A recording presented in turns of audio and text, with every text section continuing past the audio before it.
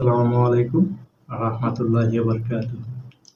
আমাদের দেশে বর্তমানে আলোচিত সমালোচিত একজন বক্তা, ইসলামিক বক্তা ডক্টর মিজানুর রহমান আজহারী।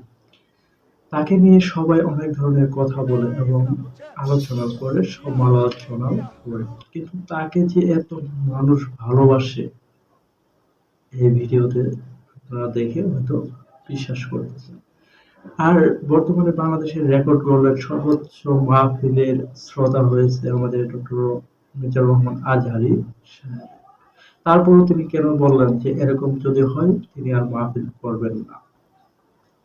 কারণ যখন তিনি মাহফিলে স্টেজে যান সে সময় লোকের অনেক ভিড়ে ভিড়ে লেগে যায়, যা প্রশাসনও সামাল দিতে পারে না।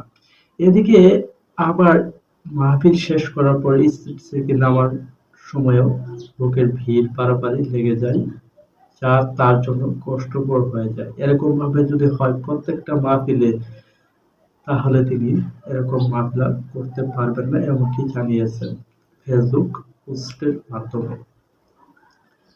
তো আমরা যারা আছি বর্তমানে একটা সেলফি নেওয়ার জন্য, একটা হিসাব করার জন্য, আসলে এগুলা ইসলামকে মানার জন্য নয়, এগুলা শুধু তাকে দেখার জন্য বা ইচ্ছা ছিল এরকম। কিন্তু আপনারা যদি সুষ্ঠুভাবে স্টেজে বসে তার নসিহতগুলো শুনেন, তাহলে আপনারা একদিন উপকার পাবেন। শুধু একটা সেলফি নিয়ে বা মুসাফা করলেই আপনারা উপকার পাবেন না।